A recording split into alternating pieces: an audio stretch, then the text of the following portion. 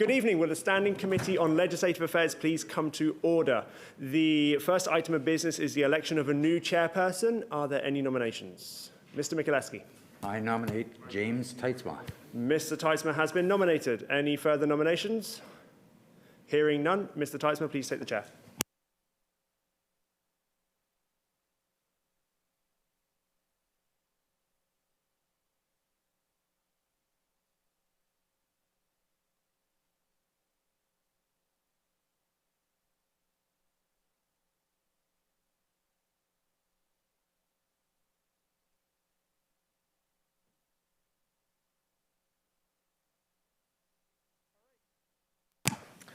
Our next item of business is the election of a vice chairperson. Are there any nominations? Mr. Owasco. I nominate Mr. Mikuleski. Mr. Mikuleski has been nominated. Are there any other nominations? Hearing no other nominations, Mr. Mikuleski is elected vice chairperson. Now, this meeting has been called to consider Bill 217, the Legislative Assembly Amendment and Legislative Assembly Management Commission Amendment Act. I would like to inform all in attendance of the provisions in our rules regarding the hour of adjournment. A standing committee meeting to consider a bill must not sit past midnight to hear public presentations or to consider clause by clause of a bill except by unanimous consent of the committee. A written submission has been received and distributed to committee members from Paul Thomas, private citizen. Does the committee agree to have this document appear in the Hansard transcript of this meeting? Agreed and so ordered. Prior to proceeding with public presentations, I would like to advise members of the public regarding the process for speaking in a committee. In accordance with our rules, a time limit of 10 minutes has been allotted for presentations, with another 5 minutes allowed for questions from committee members. If a presenter is not in attendance when their name is called, they will be dropped to the bottom of the list. If the presenter is not in attendance when their name is called a second time, they will be removed from the presenter's list. The proceedings of our meetings are recorded in order to provide a verbatim transcript. Each time someone wishes to speak, whether it be an MLA or a presenter, I first have to say the person's name. This is the signal for the Hansard recorder to turn the mics on and off. Also, if any presenter has any written materials for distribution to the committee, please send the file by email to the moderator, who will distribute it to all committee members. I thank you for your patience. We'll now proceed with public presentations. I'll now call on Patrick Falconer, private citizen, and ask the moderator to invite them into the meeting.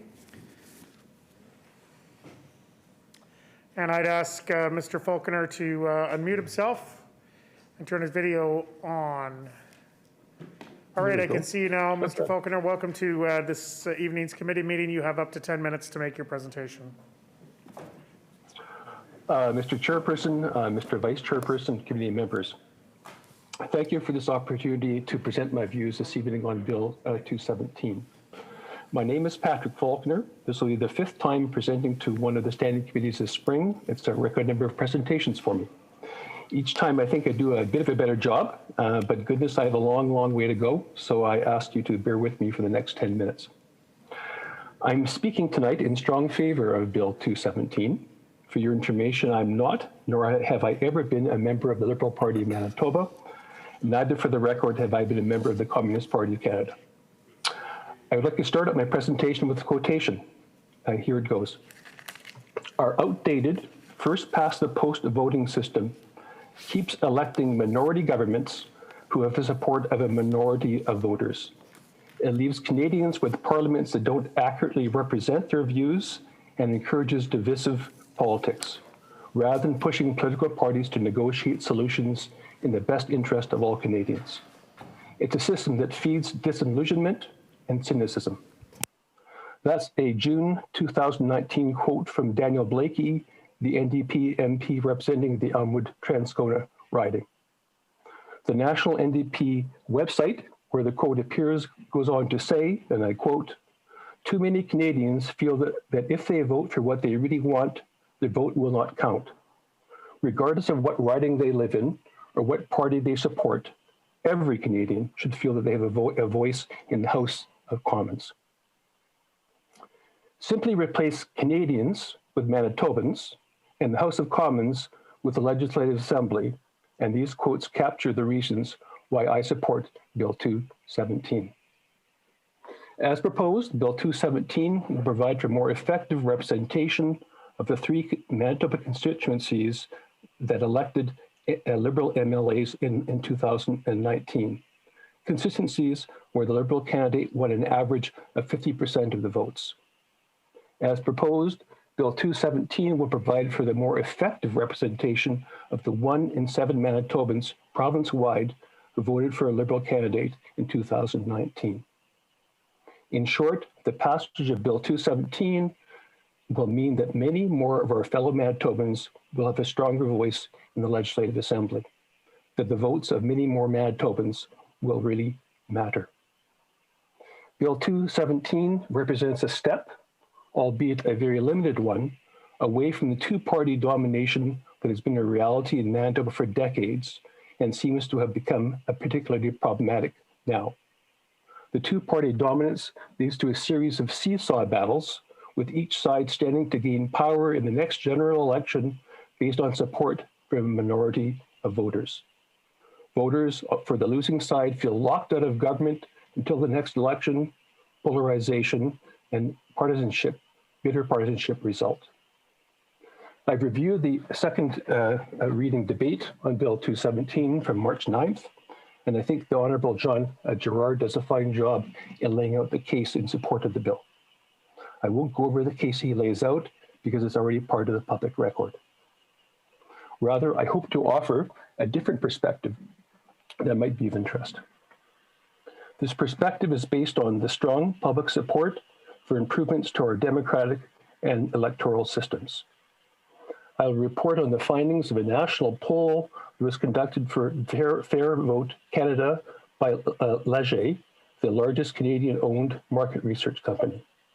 The poll was conducted in September 2020, so 6 months into the pandemic. Here's the lead-off question that Leger asked of respondents.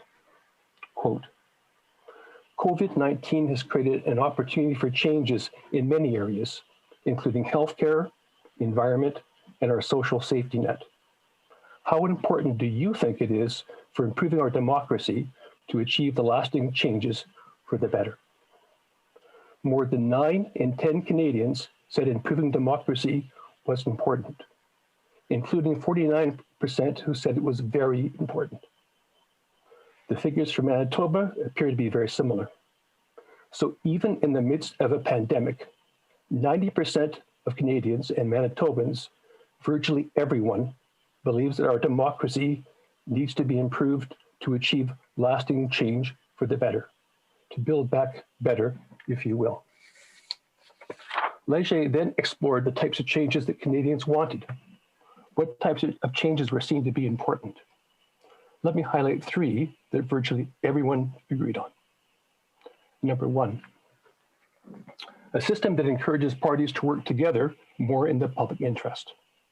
A full 97% felt this was important, including more than 2/3 who said it was very important.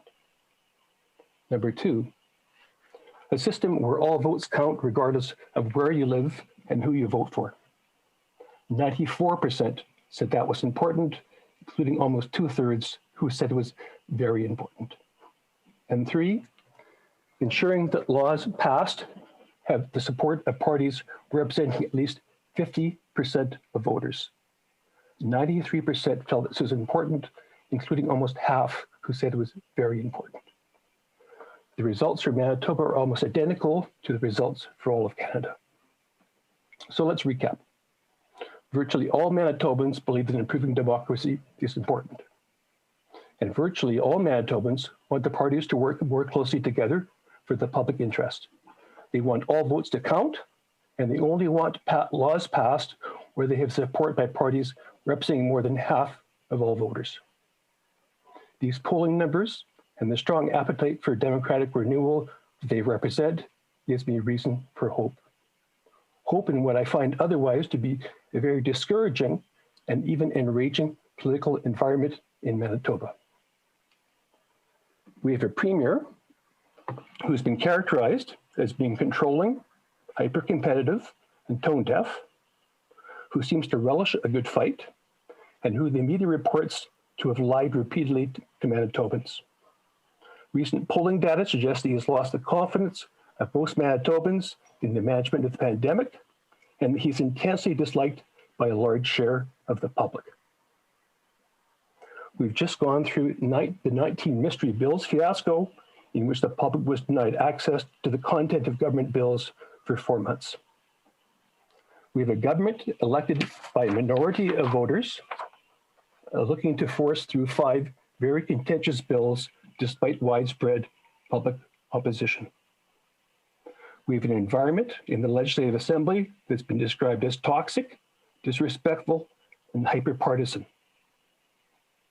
We have an official opposition party arguing strenuously against this bill, at least in second reading, that promises to provide for the more effective representation of 1 in 7 Manitobans, while the national NDP are vigorously leading the charge for the move toward proportional representation at the federal level.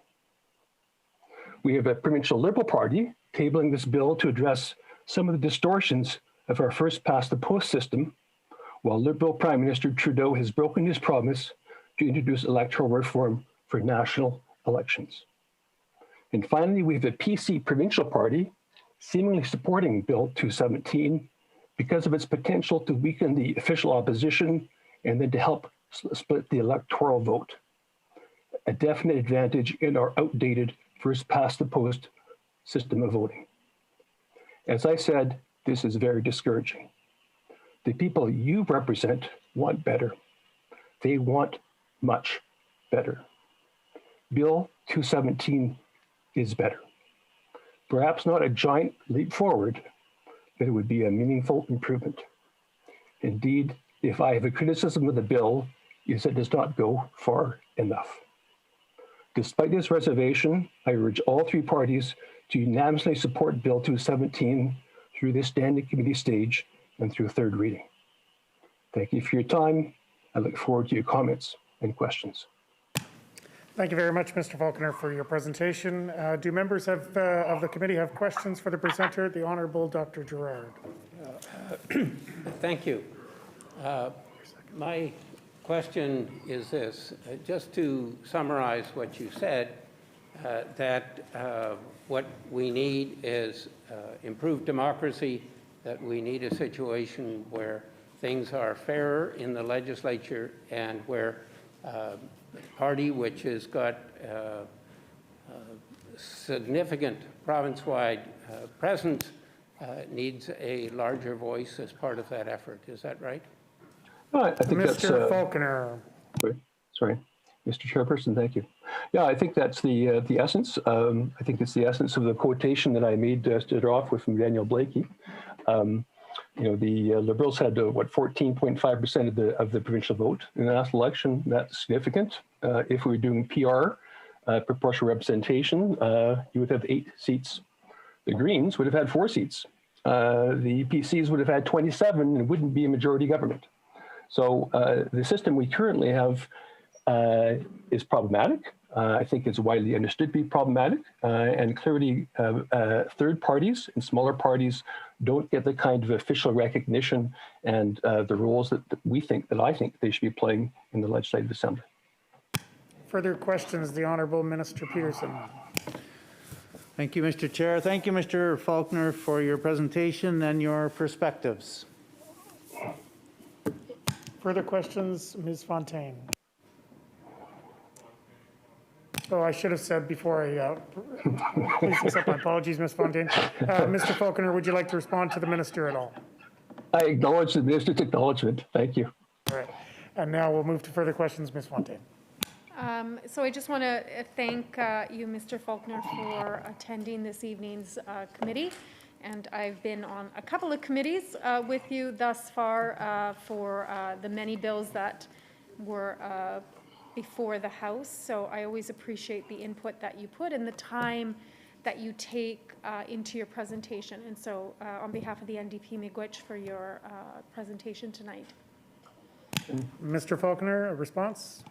Well, it's nice to have, I acknowledge that as well, and I thank you. I think presentations are a challenge for people who don't do this as sort of a profession. the format I find very disturbing. You know, if I could see you in real person and had a real discussion, what a different situation it would be. So I feel disadvantaged. I don't really think I can do a very good job presenting, although I recognize that it's been a lot of work to be able to provide for these committees to be able to do Zoom hearings. So I think that's very helpful. I look forward to the day where I'm able to present in person. And I thank you for all the hard work you guys are doing, because I know it's been tough. Thank you. All right, any further questions for the presenter? Seeing none, I thank you very much, Mr. Faulkner, for your presentation this evening, and also for being willing to interact with some of the MLAs around the table here. We'll now move on to our next presenter, and I will call on Lloyd Talbot and ask the moderator to invite them into the meeting. And Mr. Talbot, if I could ask you to unmute yourself and turn your video on.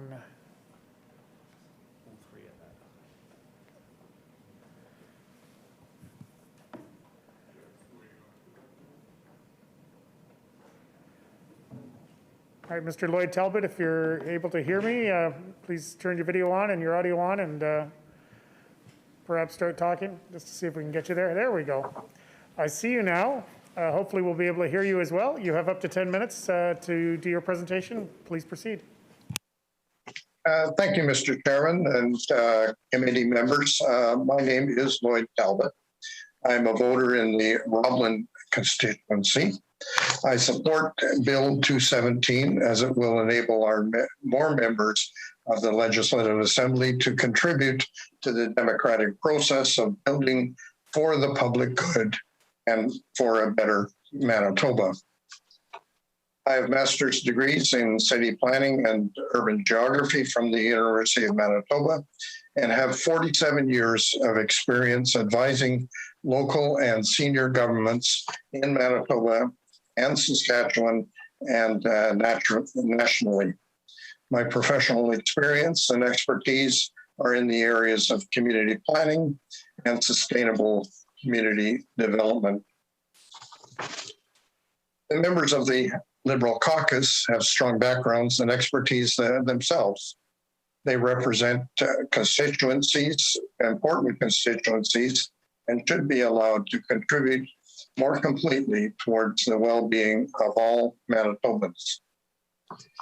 Liberal leader Dougal Lamont has a strong academic and communications background and represents one of Canada's largest Francophone urban areas outside of Quebec. John Gerard is a medical doctor and has strong credentials in environmental and rural and agricultural matters. Cindy Lamoureux has a perspective of a younger person and has a strong research and experience background in elder care. She is working on a master's degree in marriage counseling, an area that I would suggest is needed for support as a result of COVID, whether it's in the community at large and perhaps even within the legislature. Their participation will strengthen the work of the committees where constructive discussions can take place. I know that the contributions to the Liberal caucus would be supported by the Manitoba Liberal Policy Committee. This policy committee has held policy incubators over the past couple of years, covering such areas as child poverty, immigration, seniors care, rural development, environment, climate change, mental health, and other topic areas. The next incubator that is planned will look at beyond COVID, looking at the impacts on health, housing, and education, and how we as a province can actually build forward. Up to 100 participants have participated in these incubators and various backgrounds and political perspectives, and they've registered for these policy development sessions and provide support to the Liberal caucus. This input from the public at large, rural, urban, academic, and the general public would be passed on by the members of Liberal members of committees. These will continue. Democracy gains from well-informed, broadly supported voices. Party status for the Liberal caucus, the 3 Liberal caucus members will support this objective. Bill 217 can only be of benefit to Manitobans at large and the work of the legislature. It is a benefit that other Canadians have from their provincial legislatures and should be available to Manitobans. As such, I support Bill 217. Thank you, Mr. Chairman and committee members. All right, thank you, Mr. Talbot, for your presentation. We'll move into questions. The Honourable Mr. Gerard. Yeah, Mr. Talbot, thank you for your presentation. As someone who has worked within the Manitoba Liberal Party in recent years and on the policy committee and chairing it, one of the important criteria for a political party to have official party status is that it is represented and involved with people all over the province and issues all over the province. Would you say that from your work in the policy committee, your experience suggests that or is consistent with the Liberal Party being concerned with issues all over the province? Mr. Talbot. Yes, very much so, Mr. Gerard, Dr. Gerard. We have representation on the committee itself from rural and urban constituencies. Our representation at the policy incubators come from all over the province, north, south, west, and the city.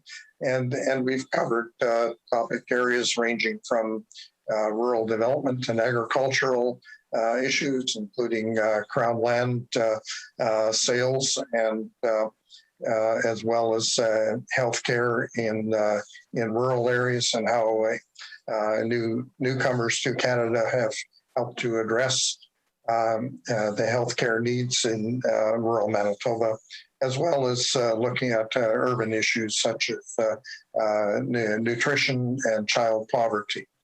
So we've covered areas of interest throughout, and later on this year we will look more broadly at issued along with the federal government and federal policy group at the north. All right, further questions from members of the committee. Honourable Minister Peterson. Thank you, Mr. Talbot, for your presentation tonight. Obviously, from your presentation, you've had lots to do with developing policy, and it's good to see Manitobans involved in that. So thank you again for your presentation. Mr. Talbot, any response to the Honourable Minister? Thank you, sir.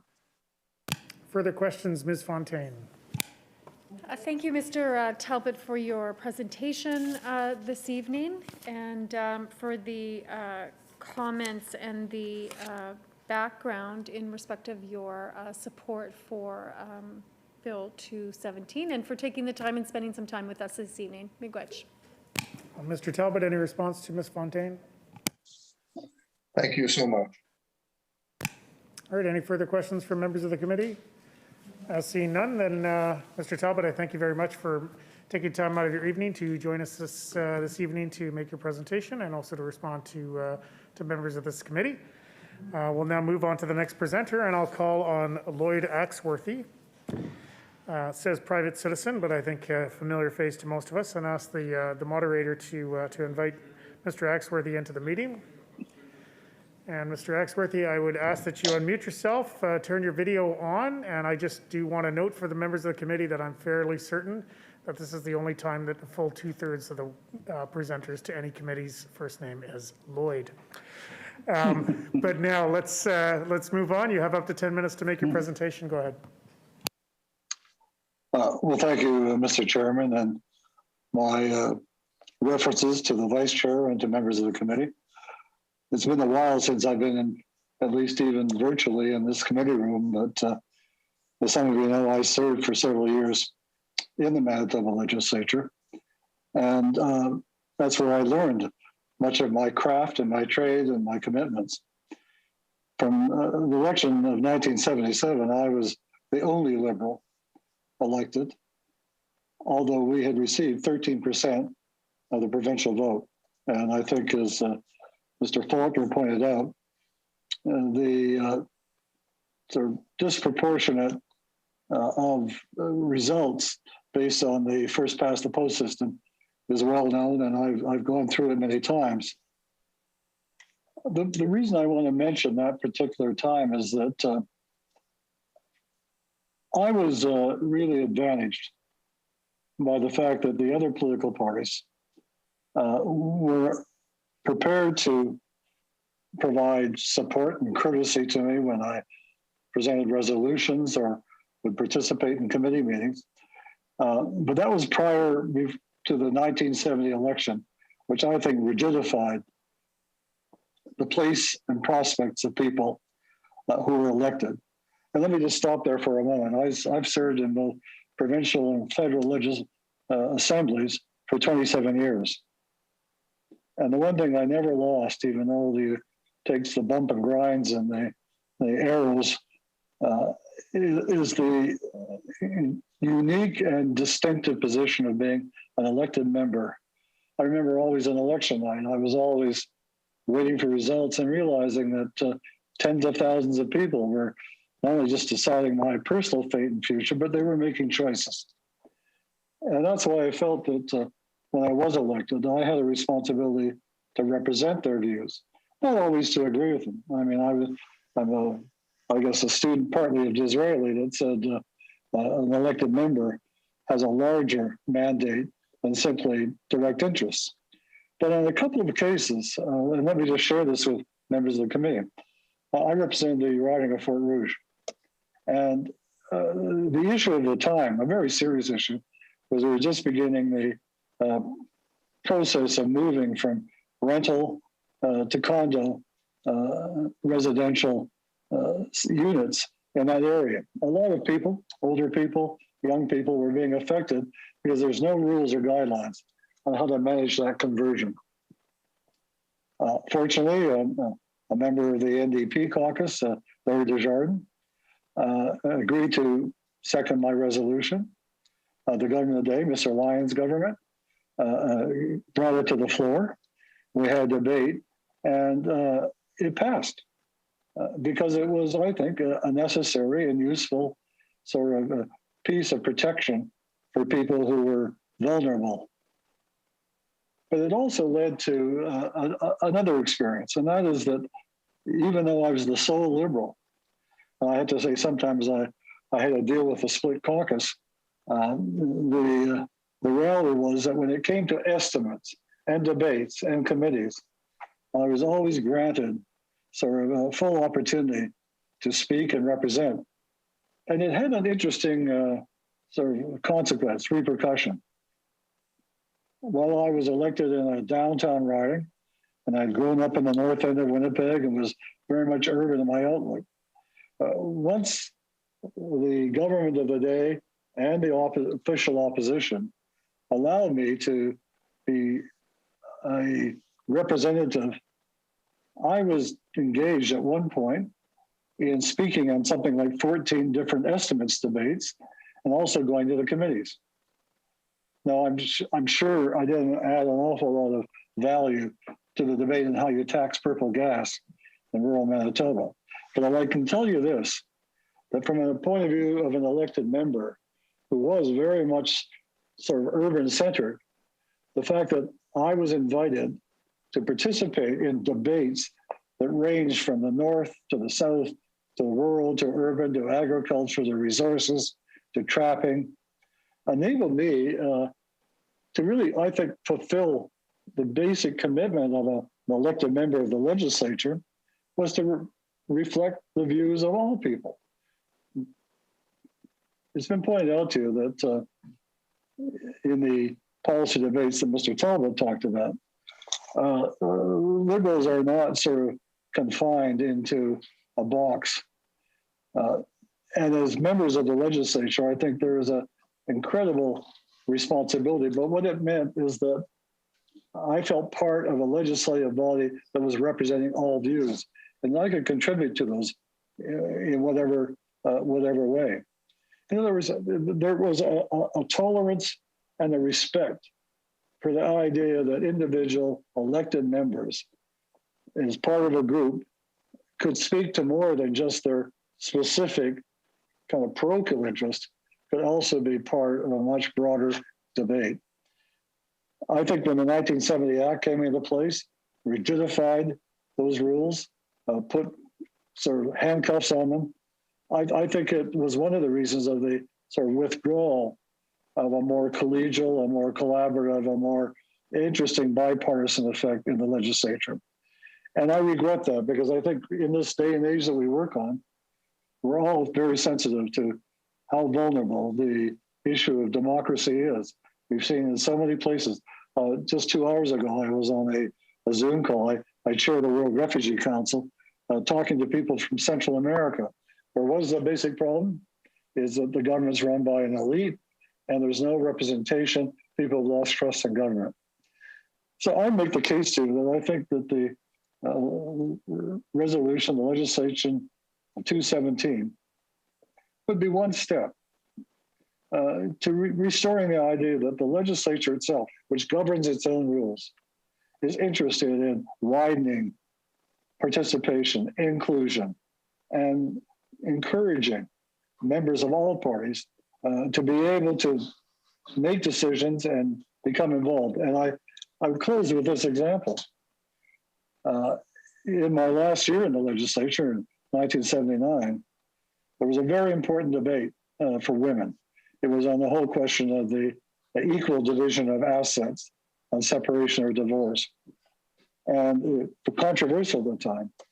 But a group of us on the committee, I can't remember any sort of major division between conservatives, New Democrats, or liberal. We worked hard to listen to all kinds of representations and to come up with what I think was a good piece of legislation for this province on ensuring that women would have an equal say in the disposition of assets.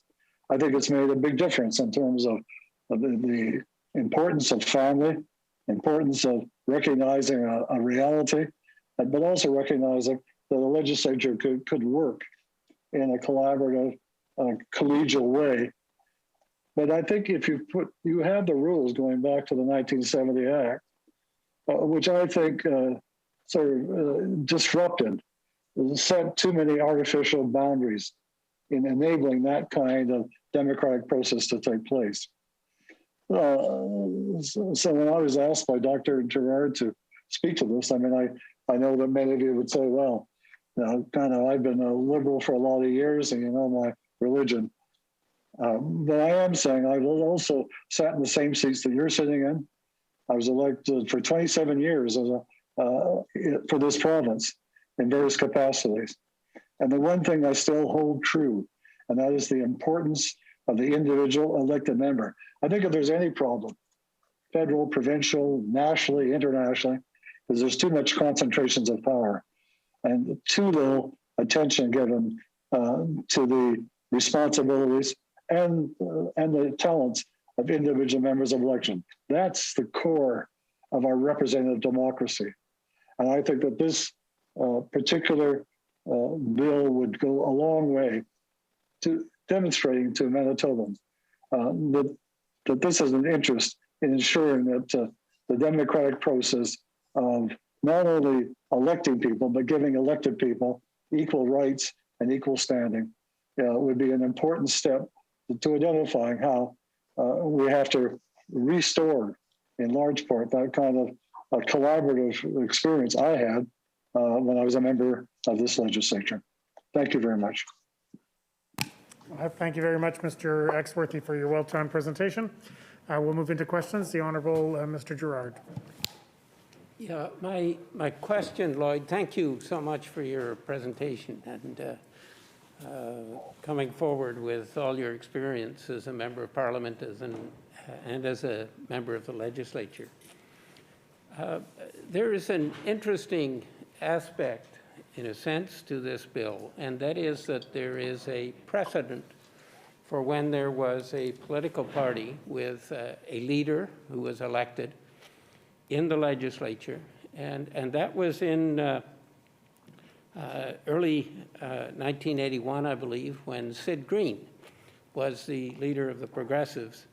And the Progressives under Sid Green were, in fact, granted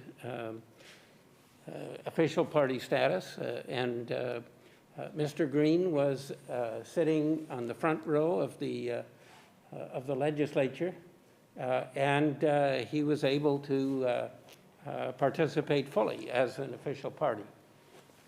I just would ask you to say a word or two about precedent and how important that can be in parliamentary procedures. Mr. Axworthy. Thank you, Mr. Chairman. I wasn't in the assembly. I left in 1979 to become a federal member of parliament. But I can tell you this: I spent 7 years where I was enthralled and sometimes horrified, but always admiring the Honourable Sid Green. There was nobody who brought more passion, intelligence, and perseverance to the things he believed in. He was a powerful voice. And I learned from him, as I did from the Saul Cherniaks and the Saul Millers and the Sterling Lyons and the Bud Shermans and others.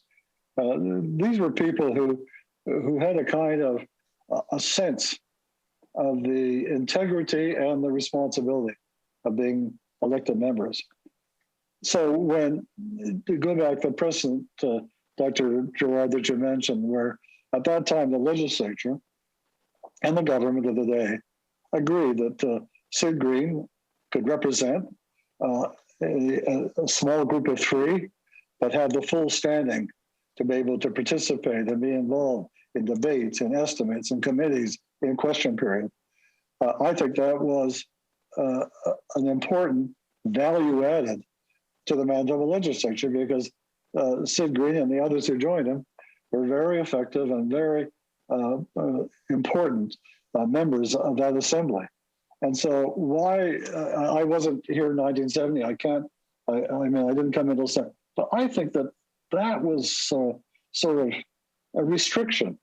And I think, look, the example of Sid Green is a good one, because you want to draw upon whatever the level of individual talents and knowledge that the elected members have, individual members have. And to the degree that you put some barriers into place, I think is wrong. And so I would endorse to the committee that they correct that kind of action.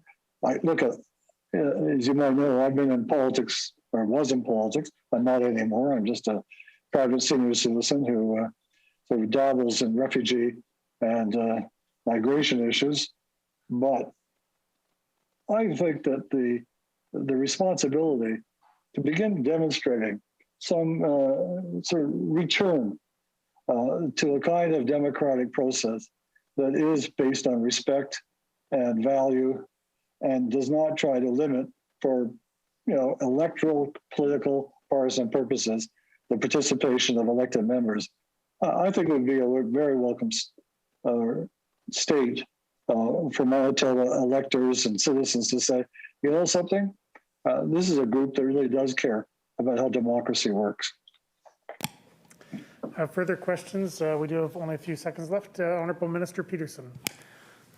Good to see you, Mr. Axworthy. You're looking well, and thank you for sharing your experience as a legislator. As MLAs, we can never forget that we represent a wide range of views within our own constituency, and never mind across the Assembly. And so thank you for your message here tonight. Mr. Axworthy, any response? Go ahead. I would just thank the Minister for his comments. I appreciate them. All right, any further questions, Ms. Fontaine? We are out of time, but I'll give you just a quick one. And again, I just want to say miigwech to you for your presentation this evening, and actually just to listen to some of that history, which of course was a little bit before my time. But I also appreciate the mention and the acknowledgement of obviously one of my predecessors, Mr. Saul Cherniak, who I absolutely just loved, and he was so kind to me when I first got elected. One of the most generous and kind people to me when I got elected. So I appreciate you bringing him up, miigwech. Mr. Axworthy, any final words? Well, just to say that to the member, I think she couldn't have a better mentor than Saul Cherniak, because I also say that I was not quite as young as you were when I came in the legislature, but young enough. And I think Saul Cherniak was one of my mentors too. All right, thank you very much, Mr. Axworthy, for your presentation. That does bring us to the end of the list of presenters that I have before me. So now we will move into clause-by-clause consideration of the bill. And does the bill sponsor the honourable member for River Heights have an opening statement? Go ahead. Just a few brief comments. First of all, a big thank you to all the presenters, Mr. Patrick Falconer, Mr. Lloyd Talbot, the Honourable Lloyd Axworthy, and I would add Mr. Paul Thomas, who has provided a written presentation. Because it wasn't read, I will refer briefly to Mr. Thomas's presentation. He says, in part, I am supporting Dr. Gerard's bill because it's time to find a more principled basis for providing recognition, procedural privileges, and resources to parties in the legislative process. He says, as someone who believes in the secret ballot and as a nonpartisan commentator for over 50 years, he says, I am not endorsing the Manitoba Liberal Party. He also says, in the interest of encouraging more diverse voices in legislative debates, limiting the advantages of incumbency for established parties and elected MLAs, and to reflect the principle of political fairness, I favor a formula for recognition that combines a low minimum number of elected MLAs with a relatively low share of the popular vote. And he adds, the rules regarding participation in the legislative process should not unduly handicap smaller parties seeking to gain greater visibility and support in the political marketplace. I think that those comments add to and complement what we've heard from the other presenters. I've spoken already on this bill at second reading. What we are looking for is an adjustment in terms of what is a recognized political party. This is needs to be relooked at in the light of experience over the last several decades, and I believe what we're putting forward is a reasonable approach. Thank you. We thank the member. Do any other committee members wish to make a statement at this time? Ms. Fontaine. I will keep my comments very brief. This bill, Bill 217, changes the definition of a recognized party so that the Manitoba Liberals can get official party status by way of legislation rather than actually winning seats during an election. It's clear this bill was brought from 4 seats in 2019 from 4 seats to 3 seats in 2019. And for those folks that are watching our deliberations tonight and may not know, you need 4 seats. You need to be able to win 4 seats to be recognized within the Manitoba Legislative Assembly as official party status. So there was at one point, the Liberals did have official party status. which, changed a little bit, but not much, because I actually think that it's important to touch base on what the Honourable Lloyd Axworthy brought up. And he brought up from the 70s some of the rights and privileges that were afforded him, even though he was the only Liberal member. And as the official opposition's House Leader, I can tell you that even though those acts or practices took place in the 70s, they actually carry themselves through to this very day. And so I think it's important for folks to recognize that the Liberal members who are elected to the Manitoba legislature actually do have quite a bit of privileges and benefits in the chamber. And I can just point out a couple. Obviously, the member for Fort or River Heights is the House Leader for the Liberal members. We have regular conversations with all of the House Leaders. Even though they're not a recognized party, the government House Leader, am I allowed to say names here? So the government House Leader, Calvin Gertson, and myself regularly meet with Mr. Gerard on, seating arrangements, particularly during the pandemic, when we've had to kind of negotiate the complement of MLAs in the House. We've had those conversations. And even pre-pandemic, questions and the amount of member statements and all of those are all negotiations that are done in the Speaker's office with the member for River Heights. The Liberal caucus members have member statements. I think they have 3 or 4 a week. I can't remember how many they have right now. 2. So they have 2 member statements per week. They are, probably 99% of the time they're given leave to respond to ministerial statements. They are often given time, maybe not as much time as the member for River Heights would like, but they are given time in estimates to ask questions of the minister. So I want to put it on the record because I don't want folks to think that the Liberal MLAs don't in fact participate in any of the privileges that we have as elected members. In fact, they do. And so, I know that the member for River Heights, obviously is supporting the bill and wants the bill to be passed and receive royal assent.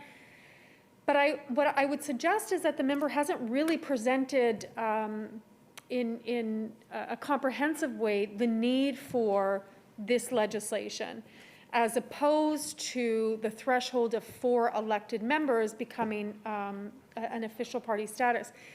The final thing that I will say is this, is that certainly when members are deemed an official party status, there are dollars that come with that designation. And I think that that's important to know as well. One of the most important dollars that I think is really important to put out there is that the leader of any particular party, and this is, of course, all public record, everybody can see this and can know this, but the leader, once you're recognized as an official party within the Manitoba Legislative, you are given an extra $50,000.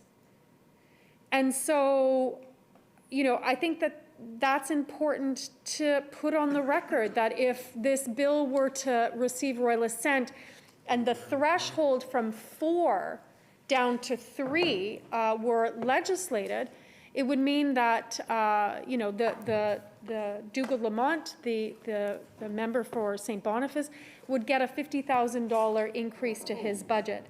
So that's a lot of money, right? And again, I don't think I would disabuse the member for River Heights that he's really kind of presented in any substantial way why we need to legislate this when he does have all of those privileges. Maybe not as much as he likes, but he certainly does have those privileges because going back to the 70s, it has become practice now. Miigwech. All right, we thank the member. I did just want to, I got some information from the clerk about how we are to use names in committee, and the preference is for surname only, just for the record. So Ms. Fontaine, Mr. Gerard, you can both duly take note, and so can the rest of us. And to avoid the use of first names, Mr. Weeb. Jim Teitzman. All right. I think any other members wishing to make an opening statement? I'm not seeing any. So I guess we will move to clause by clause. During the consideration of a bill, the enacting clause and the title are postponed until all other clauses have been considered in their proper order. Is that agreed? Agreed. All right. I'll show clause 1 pass. Clause 1 is accordingly passed. Shall clause 2 pass? Clause 2 is accordingly passed. Shall clause 3 pass? Clause 3 is accordingly passed. Shall clause 4 pass? Clause 4 is accordingly passed. Shall the enacting clause pass? The enacting clause is accordingly passed. Shall the title pass? The title is accordingly passed. Shall the bill be reported? Agreed. The bill shall be reported. The hour being 6:51 p.m. What is the will of the committee? Committee rise.